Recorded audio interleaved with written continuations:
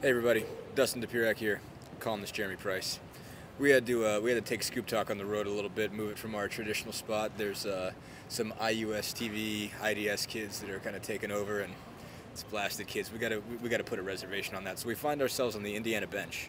We're towards the end. I think we're right around Austin, Etherington, Mo Creek, Mo Creek maybe, territory. yeah, something like that. Paul Bait, maybe. This is sort of where they would ordinarily sit. We are not in the Tom Crean area, nor are we in the Will Sheehy area by any means. No. You know. Anyway, so Indiana falls to Wisconsin tonight. Basically, everything that they did not want this game to be, it was, more or less. This was the immovable object versus the unstoppable force game, and the immovable object won because Wisconsin just doesn't move, just does not play with any speed, any tempo at all. They grind it out, and basically they played exactly the game that they wanted to play tonight. Indiana tried whatever it could to get it moving, full court press, did whatever they could to get turnovers, but in the end couldn't hit shots, couldn't get anything going, couldn't find any tempo, finished with under 60 points, which are fine. I should know this by now. So 64-59, they're under 60 for the first time all year. They never scored fewer than 69 this season. And basically they go down, and again, it was pretty much everything they didn't want to do, everything that they expected that could go wrong did. And it was pretty typical for a Wisconsin game, I guess. It was absolutely typical for a Wisconsin game. It was everything Wisconsin wants to do. But they were just, Indiana could not find a flow, a consistency, anything. Maybe they put together 2 or 3 good possessions in a row, but it just never seemed to extend beyond that. And even when there were stretches where maybe the game got sped up a little bit, Indiana didn't really take advantage. It seemed like, if anything, Wisconsin somehow found a way to kind of get the advantage in those situations. Yeah, I think Indiana, when they got the opportunities, when the pace started moving, they were so excited that it was moving that they played too fast. Not necessarily in the sense of what you traditionally think of as basketball tempo, but rush things. Rush shots, looked for shots too quickly, looked for shots that weren't there, looked for passes that weren't there, tried to do things that were a little bit too slick. Just got so desperate to score that they just just got sort of just too excited with those opportunities and didn't, on some level, not slow it down in the case of taking it back, but didn't, just sort of lost focus a little bit and just tried to rush things and just made some mistakes, I thought. Yeah, I think that was especially true in the second half. First half they did a pretty good job of, for the most part, getting it into Cody Zeller. 17 in the first half for Zeller. Looked like he might score 30, 40. He looked unbelievable early. I mean, he was as dominant, I think, as we've seen him. And I mean, he's dominant in different ways. I mean, you could argue that the North Carolina game was more impressive, but that was sort of him, kind of using his strengths. Just simply the fact that he's a faster big man than just about anybody else out there. He's just a better runner of the floor. But tonight he was physically dominant early on. He was able to work Jared Bergeron just to really, against a great post defender, against guys that a lot of people think is the best post defender in the Big Ten. He just out-muscled guys and just won by sheer will on those. And that was as good as we've ever seen Zeller, I think, in that standpoint. Yeah, I would agree. And Bergeron's, one of your more athletic, mobile big man, and Zeller was able to just drive around him, left, right, up and under. Yeah, anything he wanted to do. Way. Anything he was forceful, he was physical, he was fast. Everything that he does well, he did well. He was 8 for 8 for 18 points in the first half.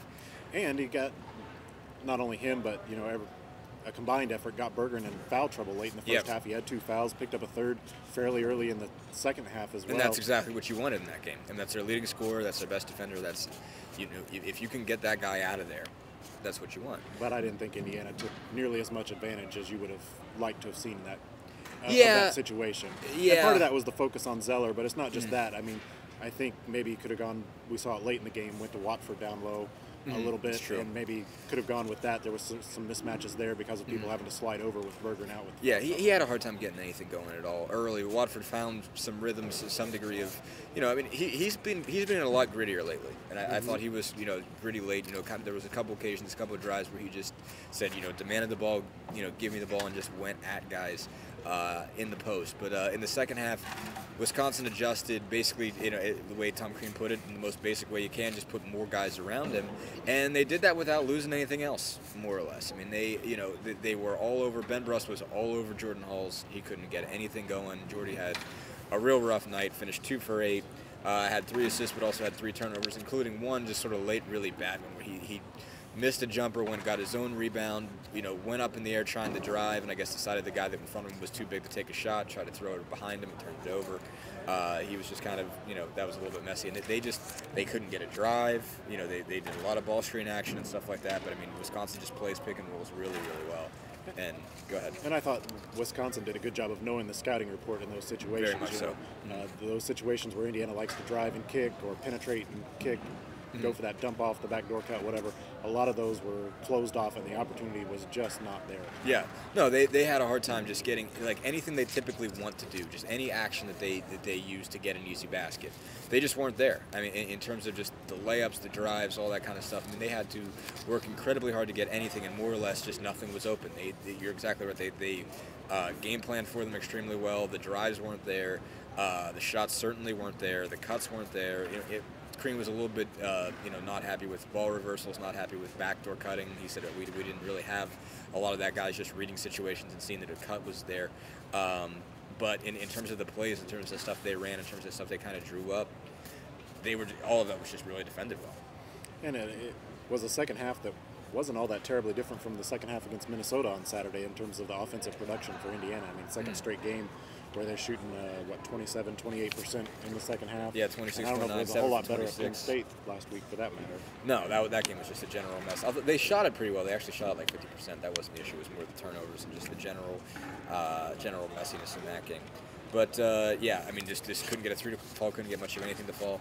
Another night, the bench scoring really wasn't much. Only 2 points. Jeremy Hollowell got a bucket, but Will Sheehy, Hana Perea, Remy Abel combined 0 for 7 from the field, just having a hard time just getting anything from those guys. And, Oladipo and Watford both scored in double figures, but Oladipo's 3 for 7, Watford's 3 for 8. I mean, this is the first time in I don't know how long that Oladipo was under 50% from the field in the game. Yeah. So that kind of tells you a lot was going on there. Some of it was just, they couldn't get jumpers to fall, couldn't get anything mid-range to go down. There's nothing. That's kind of what Crean just came back to. Is just at the end of the day, we just didn't hit shots, didn't defend as hard on the opposite end. Well, I thought one thing he mentioned in the press conference was talking about the defense and talking about overhelping. And yeah. He talked about how good Wisconsin seemed to know their scouting report and where they needed to be. It seemed like at times Indiana was a little overeager. Yeah. In terms of that. I mean, not that they didn't know the scouting report, but they were just a little overeager to help and prevent certain things, and instead it left other things open. Kicks. And a couple of driving kicks. Wisconsin took advantage. I guess my thoughts from this one basically is that as much as it's obviously a painful loss, for Big Ten, as hard as it's going to be to win on the road, you don't want to. You certainly don't want to lose a game at home and fail to hold serve. But I think some people are looking at this. Well, this is what you have to do with Indiana. I guess, is that even possible? I mean, considering how dedicated Wisconsin is to playing this style of game, can someone else do this to Indiana?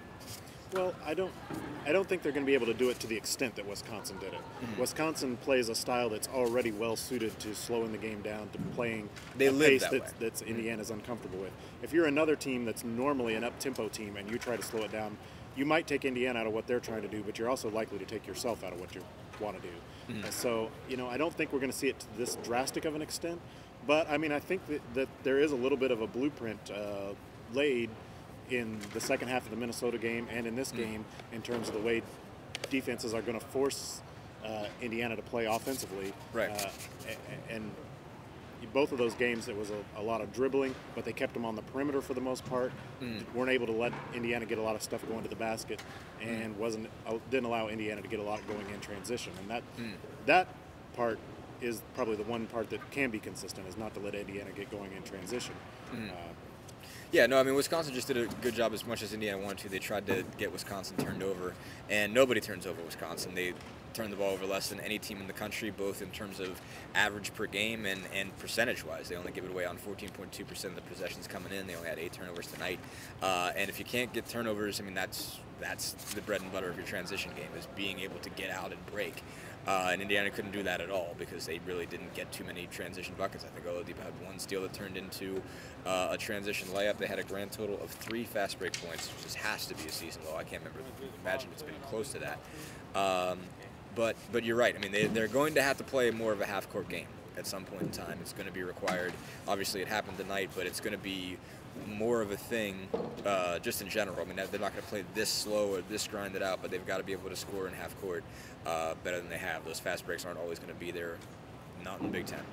And that being said, I mean, Wisconsin hit a couple of really tough shots down the stretch that were really key to. They were. To this Ryan game. Evans I mean, did. Ryan Evans did hit one that he was just turning around 3 or 4 times and just flipped one and somehow it went in. That one was pretty crazy. But there were a few of those, but mostly, Wisconsin played its game.